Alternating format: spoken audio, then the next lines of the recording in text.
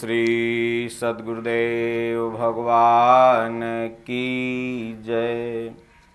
गुरु ब्रह्मा गुरु विष्णु गुरुदेव महेश्वरः। गुरु साक्षात् परं ब्रह्म।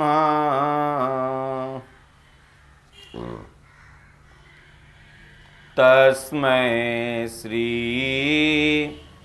गुरुवे नमः।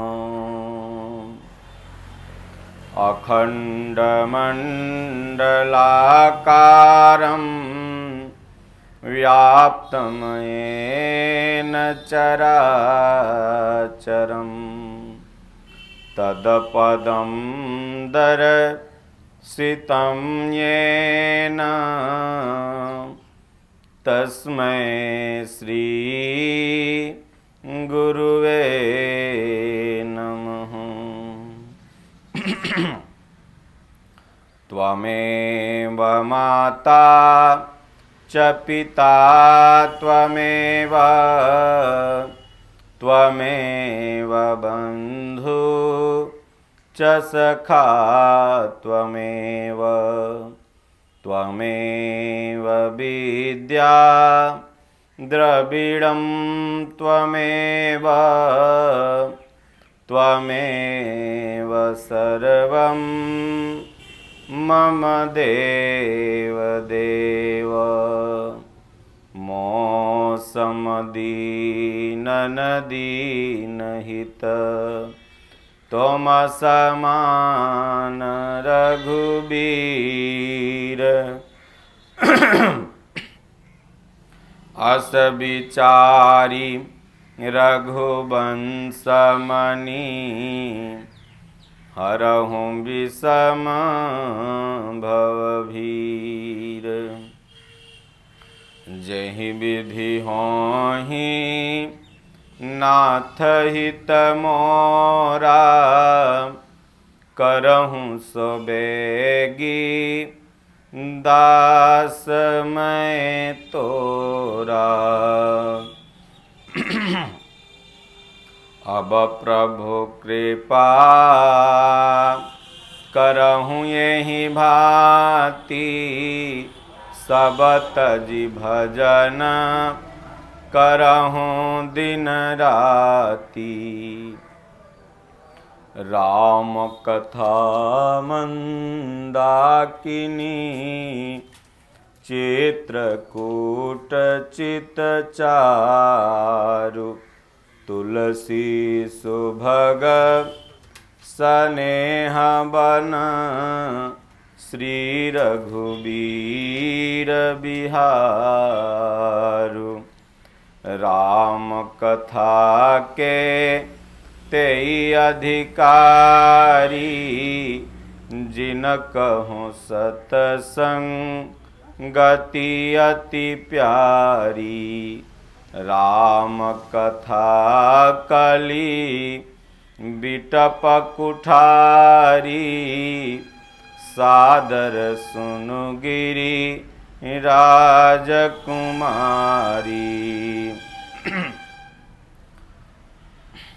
बोलो जय सिया राम जय जय सिया राम।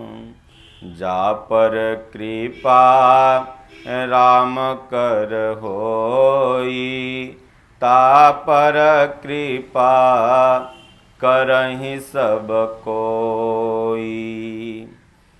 बिनु सतसंग विवेक न होई राम कृपा बिनु सुलभ न सोई। सुख में सुमिरन ना किया दुख में किया तू याद। कह कबीर वादास की कौन सुने फरियाद। दुख में सुमिरन सब करे, सुख में करे न कोय। जो सुख में सुमिरन करे, तो दुख काहे होय। बोलिए श्री सद्गुरुदेव भगवान की जय। श्री रामचरितमानस हिंदी टीका भाग 16।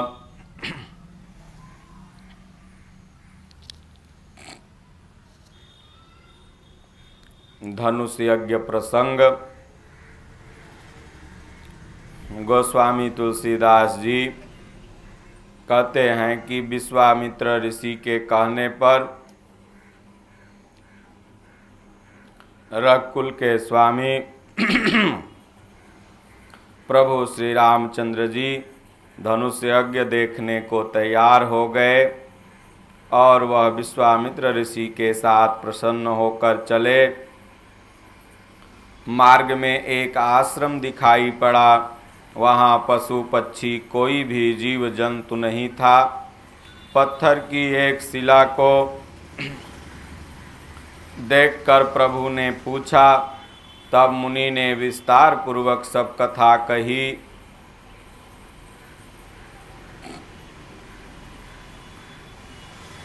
विश्वामित्र मुनि ने कहा, गौतम मुनि की स्त्री अहिल्या श्रापवश पत्थर की देह धारण किए बड़े धीरज से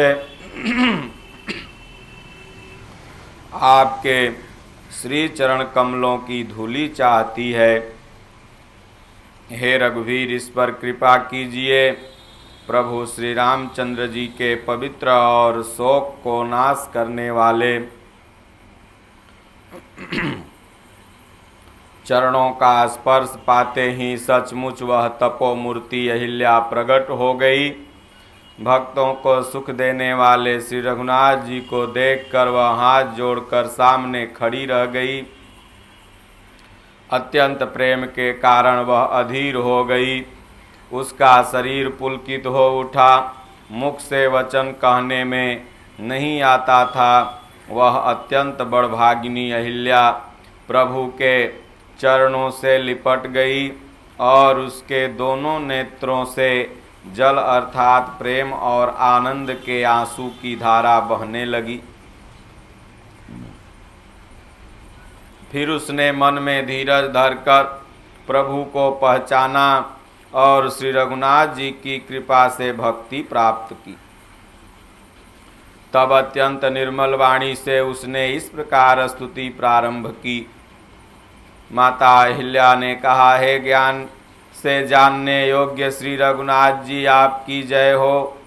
मैं सहज ही अपवित्र स्त्री हूँ और हे प्रभो, आप जगत को पवित्र करने वाले, भक्तों को सुख देने वाले और रावण के शत्रु, हे कमल नयन, हे संसार जन्म मृत्यु को भय से छुड़ाने वाले, मैं आपकी शरण आई हूँ। मेरी रक्षा कीजिए, रक्षा कीजिए। मुनि ने जो मुझे श्राप दिया था सो बहुत ही अच्छा किया। मैं उसे अत्यंत अनुग्रह करके मानती हूँ कि जिसके कारण मैंने संसार से छुड़ाने वाले श्री हरि अर्थात आपको नेत्र भर कर देखा। इसी अर्थात आपके दर्शन को शंकर जी सबसे बड़ा लाभ मानते हैं। हे प्रभु, मैं बुद्धि की बड़ी भोली, मेरी एक विनती है। हे नाथ, मैं और कोई वर नहीं मांगती, केवल यही चाहती हूँ कि मेरा मन रूपी भंवरा आपके श्री चरण कमल रज के प्रेम रूपी रस का सदा पान करता रहे। जिन चरणों से परम पवित्र देव नदी गंगा जी प्रकट हुई, जिन्हें भगवान शिव जी ने सिर पर धारण किया और जिन चरण कमलों को ब्रह्मा जी पूजते हैं, हे कृपालु श्री हरि, आपने उन्हीं को मेरे सिर पर रखा। इस प्रकार की स्तुति करती हुई बार बार भगवान के चरणों में गिरकर जो मन को बहुत ही अच्छा लगा। उस वर को पाकर गौतम ऋषि की पत्नी माता अहिल्या आनंद में भरी हुई पति लोक को चली गई। प्रभु श्री रामचंद्र जी ऐसे दीन बंधु हैं और बिना ही कारण दया करने वाले हैं। तुलसीदास जी कहते हैं, हे सठ मन, तू कपट का जंजाल छोड़कर ऐसे प्रभु का भजन क्यों नहीं करता। श्री राम जी और लक्ष्मण जी मुनि के साथ चले। वे वहाँ गए जहाँ जगत को पवित्र करने वाली माता गंगा जी थी। महाराज गाधी के पुत्र विश्वामित्र ने वह सब कथा कह सुनाई जिस प्रकार से देव नदी गंगा जी पृथ्वी पर आई थी। तब प्रभु ने ऋषियों सहित गंगा जी में स्नान किया। ब्राह्मणों ने भांति भांति के दान पाए। फिर मुनि वृंद के साथ वे प्रसन्न होकर चले और शीघ्र ही जनकपुर के निकट पहुँच गए।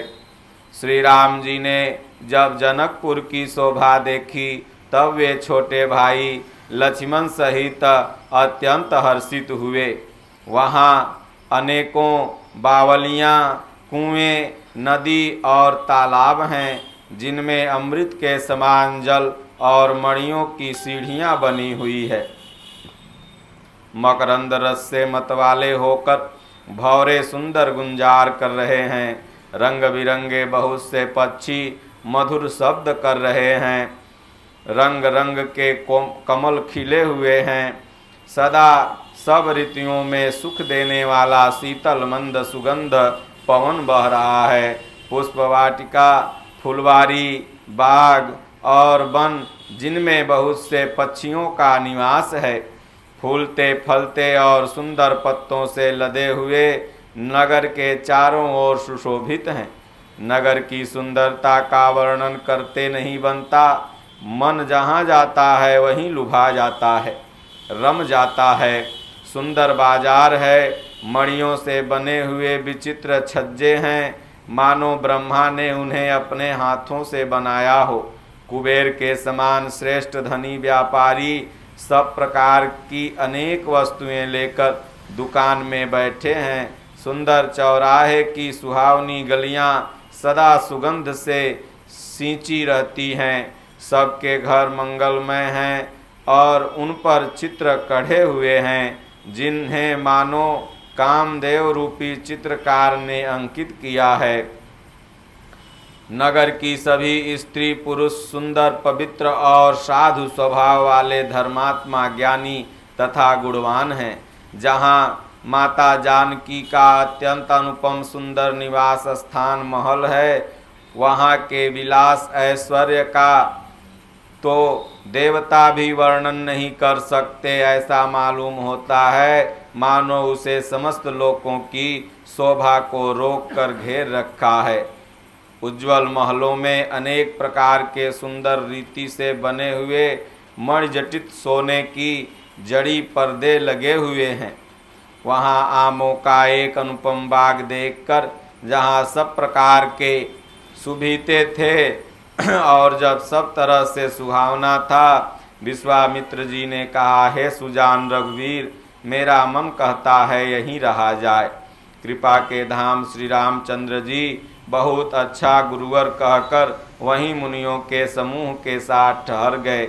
मिथिलापति जनक जी जब यह समाचार पाए कि महामुनि विश्वामित्र ऋषि आए हुए हैं, तब उन्होंने पवित्र हृदय अर्थात ईमानदार स्वामी, भक्ति मंत्री, बहुत से योद्धा, श्रेष्ठ ब्राह्मण, गुरु सतानंद जी और अपनी जाति के श्रेष्ठ लोगों को लेकर साथ मुनि विश्वामित्र के स्वागत के लिए चले। राजा ने मुनि के चरणों में मस्तक रखकर प्रणाम किया। मुनियों के स्वामी विश्वामित्र जी ने प्रसन्न होकर जनक जी को आशीर्वाद दिया। फिर सारी ब्राह्मण मंडली को आदर सहित प्रणाम किया और अपना बड़ा भाग्य जानकर राजा आनंदित हुए। बार बार कुशल प्रश्न करके विश्वामित्र जी ने राजा को बैठाया। उसी समय दोनों भाई आ पहुँचे जो फुलवाड़ी देखने चले गए थे। सुकुमार किशोर अवस्था वाले श्याम और गौर वर्ण के दोनों कुमार, नेत्रों को सुख देने वाले और सारे विश्व के चित्त को चुराने वाले हैं। जब रघुनाथ जी आए तब सभी उनके रूप और तेज से प्रभावित होकर उठकर खड़े हो गए। विश्वामित्र जी उनको अपने पास बैठा लिया। दोनों भाइयों को देखकर सभी सुखी हुए। सबके नेत्र में जल भर आया। आनंद और प्रेम के आंसू उमड़ पड़े और शरीर रोमांचित हो उठा। राम जी की मधुर मनोहर मूर्ति देखकर विदेह अर्थात जनक विशेष रूप से विदेह देह की सुध बुध से रहित हो गए। मन को प्रेम में मग्न जान राजा जनक ने विवेक का आश्रय लेकर धीरज धारण किया और मुनि के चरण कमलों में सिर नवाकर गदगद प्रेम भरी वाणी गंभीर वाणी से कहा, हे नाथ, कहिए ये दोनों सुंदर बालक मुनि कुल के आभूषण हैं या किसी राजवंश के पालक हैं, अथवा जिसकी वेदों ने नेति नेति कहकर गान किया है, कहीं वह ब्रह्म तो युगल रूप धारण नहीं किए हुए हैं। मेरा मन जो स्वभाव से ही वैराग्य रूप बना हुआ है, इन्हें देखकर इस तरह मुग्ध हो गया जैसे चंद्रमा को देखकर चकोर हो जाता है।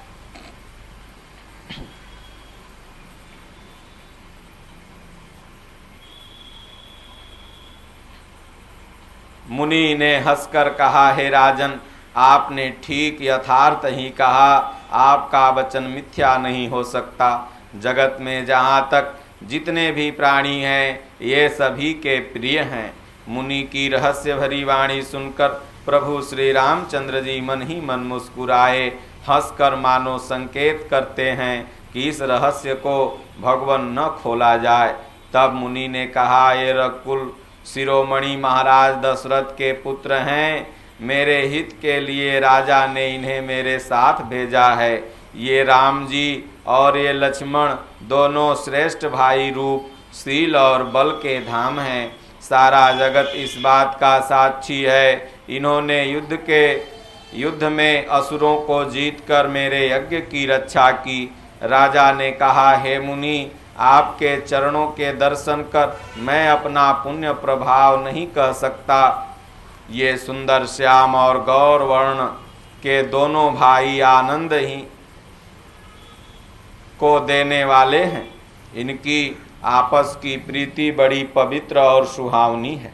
वह मन को बहुत भाती है, पर वाणी से कही नहीं जाती। विदेह जनक जी आनंदित होकर कहते हैं, हे नाथ, सुनिए, ब्रह्म और जीव की तरह इनमें स्वाभाविक प्रेम है। राजा बार बार प्रभु को देखते हैं, दृष्टि वहाँ से हटाना चाहते हैं पर हटती ही नहीं। प्रेम से शरीर पुलकित हो रहा है और हृदय में बड़ा उत्साह है। फिर मुनि की प्रशंसा करके और उनके चरणों में सिर नवाकर राजा जनक उन्हें अपने नगर में लिवा गए। एक सुंदर महल जो सब समय सभी ऋतुओं में सुखदायक था, वहाँ राजा ने उन्हें ले जाकर ठहराया। तदंतर सब प्रकार से पूजा और सेवा करके राजा विदा मांगकर अपने घर गए। रकुल के शिरोमणि प्रभु श्री रामचंद्र जी ऋषियों के साथ भोजन और विश्राम करके भाई लक्ष्मण समेत बैठे। उस समय पहर भर दिन रह गया था। लक्ष्मण जी के हृदय में विशेष लालसा है, यह जाकर जनकपुर देख आवें, परंतु प्रभु श्री रामचंद्र जी का डर है और फिर मुनि से कहने में सकचाते हैं, इसलिए प्रकट में कुछ नहीं कहते, मन ही मन मुस्कुरा रहे हैं। अंतर्यामी भगवान श्री रामचंद्र जी छोटे भाई के मन की दशा को जान ली। तब उनके हृदय में भक्तवत्सलता उमड़ आई। वे गुरु की आज्ञा पाकर बहुत ही विनय के साथ सकचाते हुए मुस्कुराकर बोले, हे नाथ, लक्ष्मण जी नगर देखना चाहते हैं, किंतु प्रभु आपके डर और संकोच के कारण स्पष्ट नहीं कहते। यदि आपकी आज्ञा पाऊं तो मैं इनको नगर दिखला लाऊं। यह सुनकर मुनीश्वर विश्वामित्र जी ने प्रेम सहित वचन कहा, हे राम, तुम नीति के रक्षक हो, कैसे न करोगे। हे तात, तुम धर्म की मर्यादा का पालन करने वाले और प्रेम के वशीभूत होकर सेवकों को सुख देने वाले हो। सुख के निधान दोनों भाई, मेरी आज्ञा है, जाकर नगर देख लो। अपने सुंदर मुख दिखलाकर सब नगरवासियों के नेत्रों को सफल करो। सब लोगों के नेत्रों को सुख देने वाले दोनों भाई मुनि के चरण कमलों की वंदना करके बालकों के झुंड इनके सौंदर्य की अत्यंत शोभा देखकर साथ लग गए। उनके नेत्र और मन उनकी माधुरी पर लुभा गए। दोनों भाइयों के पीले रंग के वस्त्र, कमर में पीले दुपट्टे तरकस बंधे, हाथों में धनुष बाण सुशोभित है। श्याम और गौर वर्ण के शरीरों के अनुकूल, अर्थात जिस जिस रंग का चंदन अधिक फबे उस पर उसी रंग के सुंदर चंदन की खौर लगी है। सांवरे और गोरे रंग की मनोहर जोड़ी, सिंह के समान पुष्ट गर्दन, गले का पिछला भाग, विशाल भुजाएं, चौड़ी छाती, अत्यंत सुंदर गजमुक्त का माला, सुंदर लाल कमल के समान, तीनों तापों से छुड़ाने वाला चंद्रमा के समान मुख, कानों में सोने के कर्णफूल अत्यंत शोभा दे रहे हैं और देखते ही देखने वाले का चित्त मानो चुरा लेते हैं।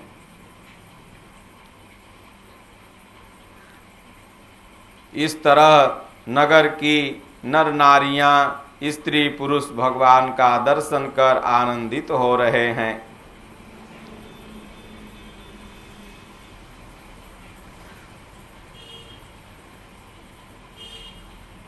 सब बालक इसी बहाने प्रेम के वश होकर श्री राम जी के मनोहर अंगों को छूकर शरीर से पुलकित हो रहे हैं।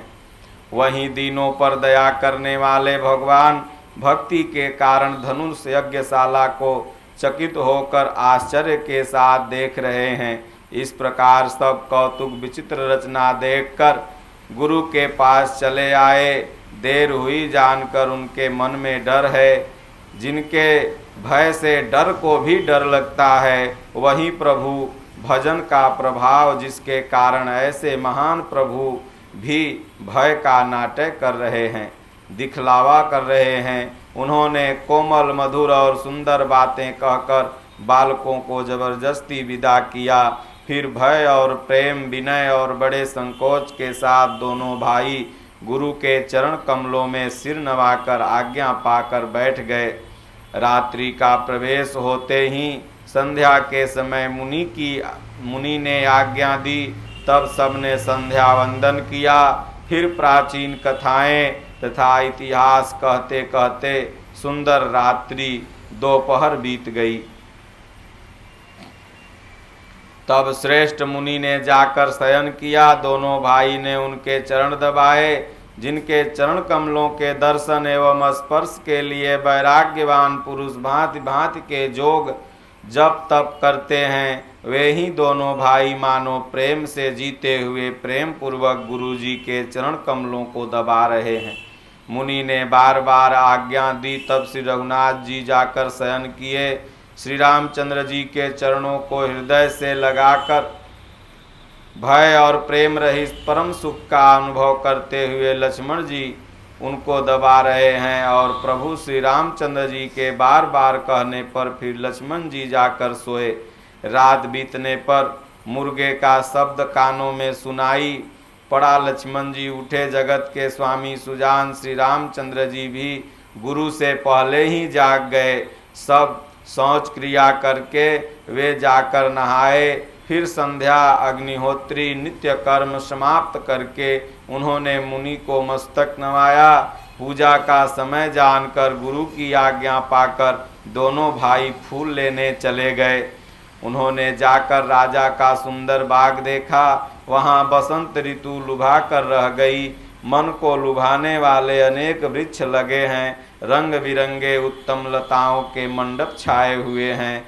नए नए पत्तों, फलों और फूलों से युक्त सुंदर वृक्ष अपनी संपत्ति से कल्प वृक्ष को भी लजा रहे हैं।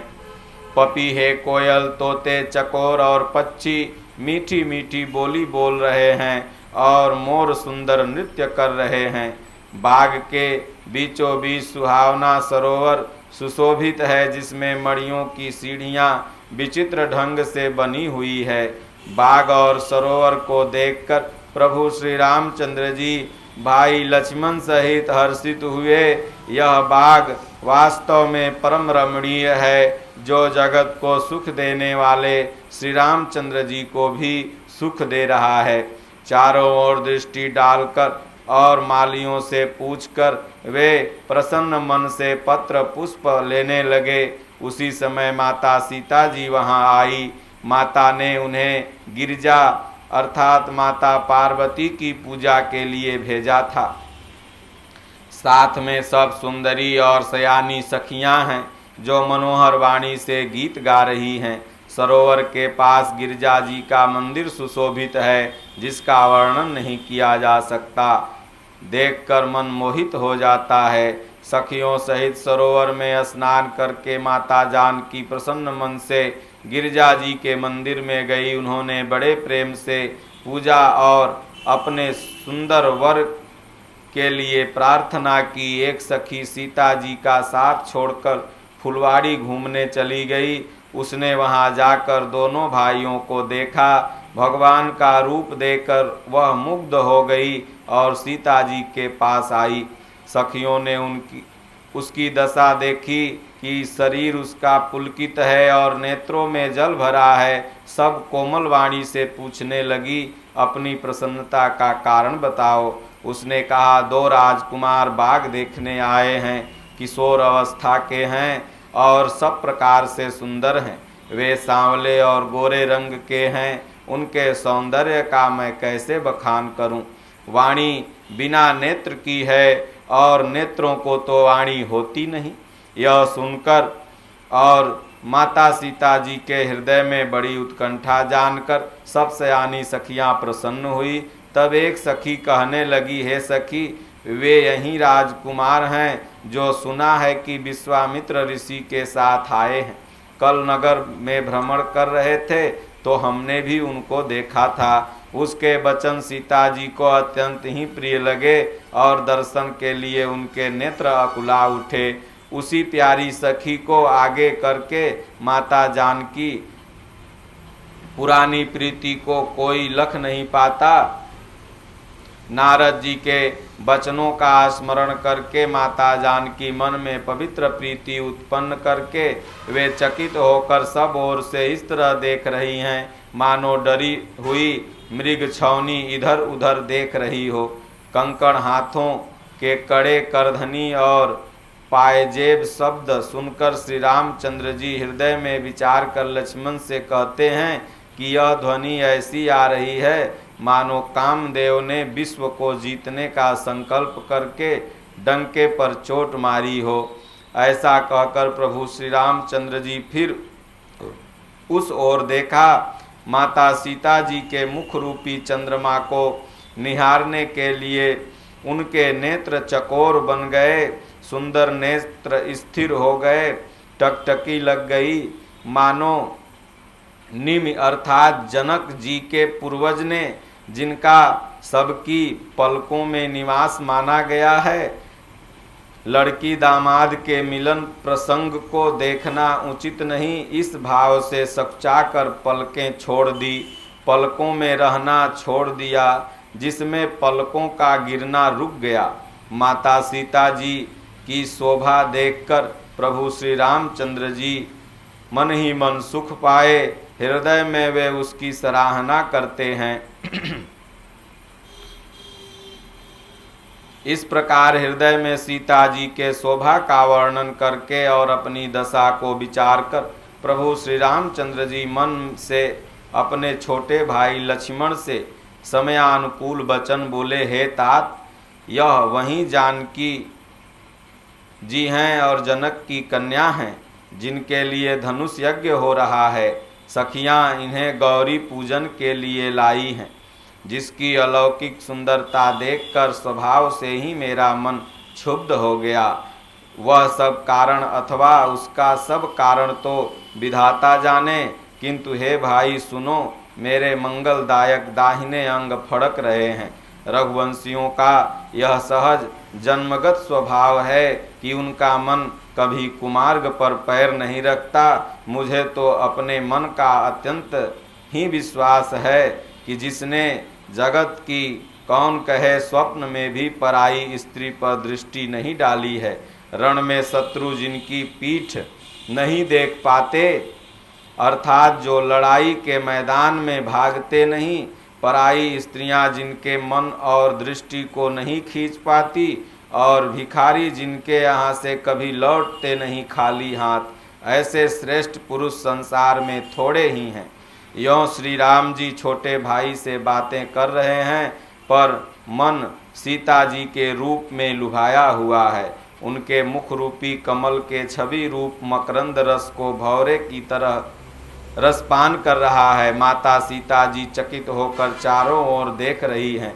तब सखियों ने लता की ओट में श्याम और गौर कुमारों को दिखलाया, और उनके रूप को देखकर माता सीता भी प्रसन्न चित्त हो गई।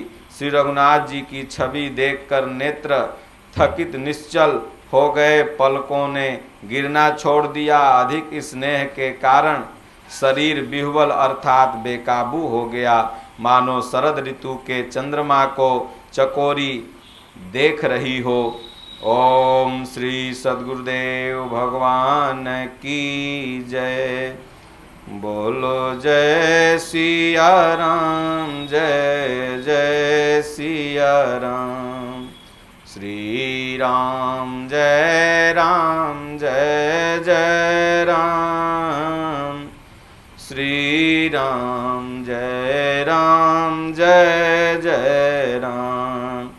राम कथा सुंदर करतारी, संशय विहग उड़ावनिहारी। राम कथा के ते अधिकारी, जिन कहूँ सतसंगति अति प्यारी। राम कथा कलि बिटप कुठारी, सादर सुनु गिरिराज कुमारी। बोलो जय सिया राम, जय जय सिया राम। बोलो जय गुरुदेवम, जय गुरुदेव। जय गुरुपदयम्बुजय अनुरागी, ते लोकहूँ बेदहूँ बड़ भागी। पापी हूँ जाकर नाम सुमिरी हैं, सुमिरी सुमिरी भव सागर तरी हैं। बोलिए श्री सद्गुरुदेव भगवान की जय। हरि ओम। शांति शांति शांति।